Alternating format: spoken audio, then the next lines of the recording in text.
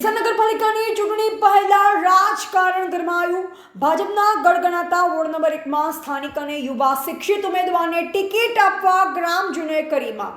ડીસા નગરપાલિકાના ward number 1માં ચૂંટણીમાં ઉમેદવારને સ્થાનિકોએ સમર્થન જાહેર કર્યું। અગાઉ પણ સોશિયલ મીડિયા મારફતે અને લેખિતમાં ભાજપના પ્રદેશ અધ્યક્ષ અને સંગઠન મહામંત્રીને લેખિતમાં ગ્રામજનોએ ટિકિટ આપવા કરી હતી માંગ।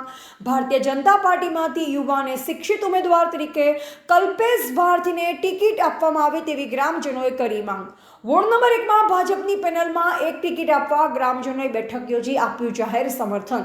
હનુમાન જયંતિના દિવસે રાત્રિ દરમિયાન બેઠક યોજી પાલિકાની ચૂંટણીમાં ટિકિટ આપવાની કરી માંગ।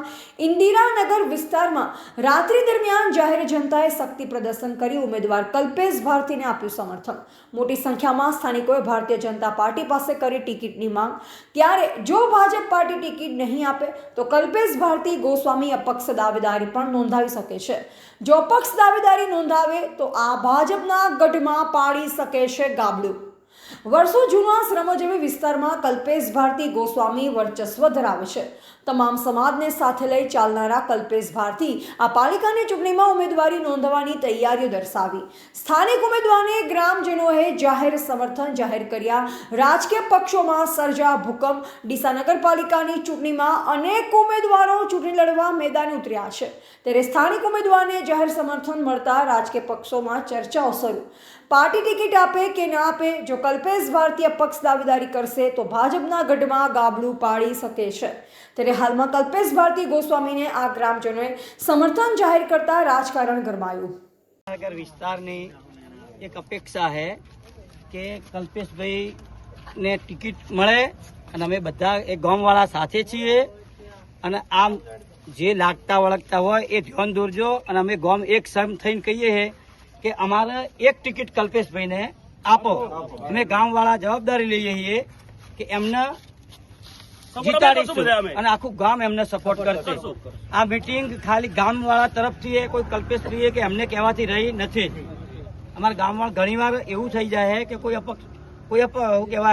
અપક્ષમાં ટિકિટ ભરી નાખે એટલે ભાઈ કલ્પેશભાઈની પૂરેપૂરી ઈચ્છા છે અને અમારા ગામવાળાની ઈચ્છા છે, બરોબર।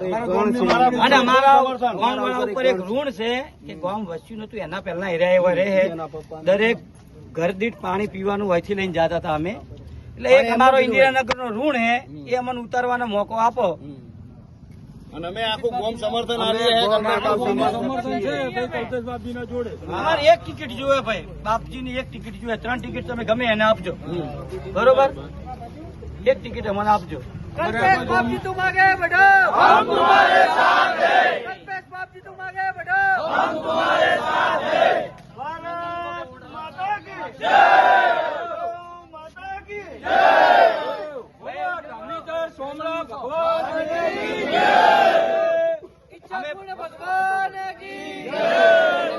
અમે પેનલ આગળ લાવશો ભાઈ, કલ્પેશભાઈ નો સમાવેશ હશે તો પેનલ આખી આગળ આવશે, બરોબર। અને એની અમે ખાતરી પૂરેપૂરી આલી છે। પેનલ ની જવાબદારી લે ગામ વાળા 3 જણા તમે ગમે એને ટિકિટ આપજો પણ કલ્પેશભાઈ નો સમાવેશ કરજો તો ગામ વાળા પેનલ ની જવાબદારી લેશે।